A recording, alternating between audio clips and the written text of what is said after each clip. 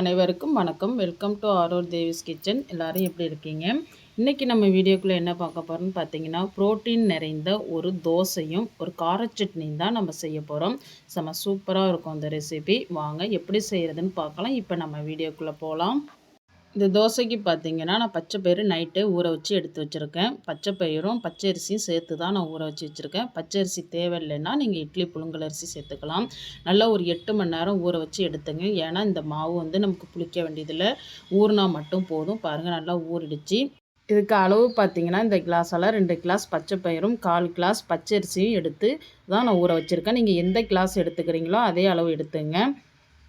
இப்போ நம்ம தோசைக்கு அரைச்சி எடுத்துக்கலாம். நான் மிக்ஸி ஜார்லேயே தான் பச்சை பயிறு அரைச்சி எடுக்க போகிறேன். ஏன்னா நம்ம கொஞ்சமாக செய்கிறதுனால நம்ம அதிலேயே அரைச்சி எடுத்துக்கலாம். இப்போ எல்லாத்தையும் நம்ம மிக்ஸி ஜாருக்கு மாற்றிக்கலாம். இப்போ இந்த பயிறு கூட சேர்த்து அரைக்கிறது என்னென்னு பார்த்தீங்கன்னா, ஒரு கைப்பிடி அளவுக்கு மல்லித்தழை, ஒரு சின்ன துண்டு இஞ்சி, ஒரு 2 பச்சை மிளகாய்,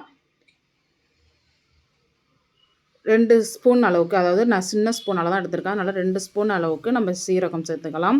சேர்த்து இப்போ நம்ம அதே தண்ணியை வச்சு நம்ம வேஸ்ட் பண்ணாமல் அதே தண்ணியை ஊற்றி நம்ம நல்லா அரைச்சி எடுத்துக்கலாம். ரொம்பவும் நைஸாக அரைக்க வேண்டாம், ரொம்பவும் குறைன்னு இல்லாமல் ஒரு மீடியம் சைஸுக்கு அரைச்சி எடுத்துக்கலாம்.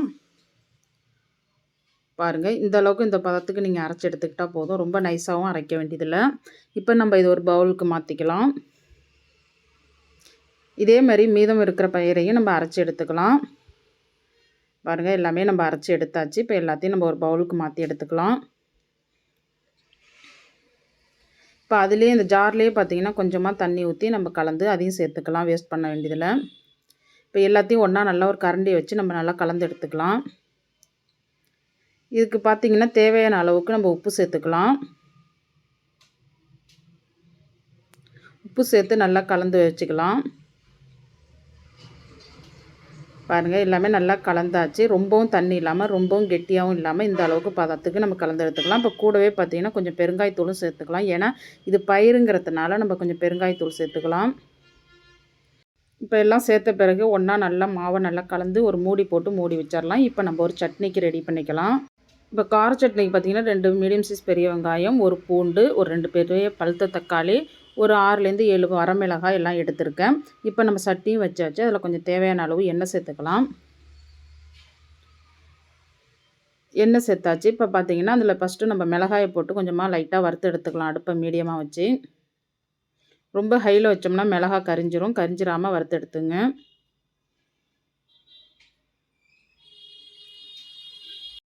பாருங்கள், மிளகாய் நல்லா வறுபட்டுடுச்சு. இப்போ நம்ம எடுத்து வச்சுருக்க பூண்டு, வெங்காயம், தக்காளி எல்லாத்தையும் ஒன்றாவே சேர்த்துக்கலாம். ஒன்றாவே சேர்த்து நம்ம வதக்கி எடுத்துக்கலாம்.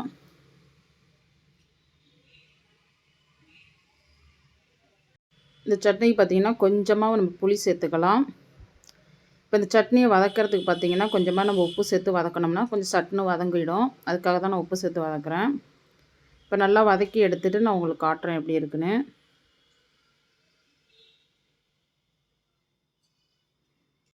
இந்த அளவுக்கு வதங்கினா போதும். இப்போ நம்ம வந்து ஆற வச்சு நம்ம அரைச்சி எடுத்துக்கலாம். நான் அரைச்சி எடுத்துகிட்டு உங்களுக்கு காட்டுறேன் பாருங்கள் எப்படி இருக்குன்னு.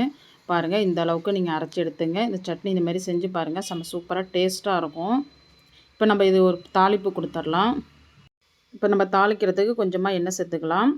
இப்போ பார்த்திங்கன்னா கடுகு உளுத்தம்பருப்பு சேர்த்துக்கலாம்.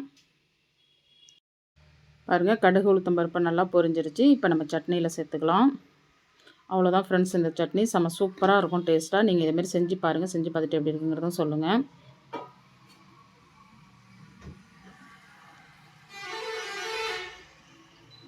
இப்போ நம்ம தோசையை ஊற்றிக்கலாம். இந்த மாதிரி தோசை குழந்தைங்களுக்கு செஞ்சு கொடுங்க. ரொம்ப ப்ரோட்டீன் நிறைஞ்ச தோசை ஃப்ரெண்ட்ஸ். இது பச்சை பயிரில் நிறைய ப்ரோட்டீன் இருக்குது. குழந்தைங்க வந்து பச்சை பயிரை வந்து நம்ம கஞ்சி வச்சு கொடுக்கலாம். அதேமாரி தோசை இந்தமாரிலாம் செஞ்சு கொடுக்கும்போது அவங்க ஈஸியாக சாப்பிட்ருவாங்க. இதேமாரி நீங்கள் செஞ்சு குழந்தைங்களுக்கு கொடுங்க, நல்லா விரும்பி சாப்பிடுவாங்க. பெரியவங்கலேருந்து சின்னவங்க வரையும் நல்லா இதை சாப்பிட்லாம். நல்ல ப்ரோட்டீன் நிறைய இருக்குது இதில். இது செய்கிறதும் பார்த்திங்கன்னா ரொம்ப ஈஸி தான், கஷ்டமே கிடையாது. நம்ம அரிசி பயிறு 2யும் ஊற வச்சு தான் நம்ம எடுத்து உடனே அரைக்க போகிறது தான். நம்ம புளிக்க வைக்கிறதெல்லாம் கிடையாது, உடனே செஞ்சு கொடுக்குறது தான். இந்தமாதிரி ட்ரை பண்ணி பார்த்துட்டு எப்படி இருக்குங்கிறதும் எனக்கு கமெண்ட்ஸில் சொல்லுங்கள். அவ்வளோதான் ஃப்ரெண்ட்ஸ், நம்ம சூப்பரான ஒரு தோசையும் கார சட்னி ரெடி ஆகிடுச்சு. நீங்களும் இதேமாரி செஞ்சு பார்த்துட்டு எப்படி இருக்குங்கிறத எனக்கு கமெண்ட்ஸில் சொல்லுங்கள். இந்த வீடியோ பிடிச்சிருந்துச்சுன்னா லைக் பண்ணுங்கள், ஷேர் பண்ணுங்கள், கமெண்ட் பண்ணுங்கள், சப்ஸ்கிரைப் பண்ணுங்கள் ஃப்ரெண்ட்ஸ். பக்கத்தில் உள்ள பெல் பட்டனை கிளிக் பண்ணுங்கள். மீண்டும் ஒரு வீடியோவில் சந்திப்போம். பாய்.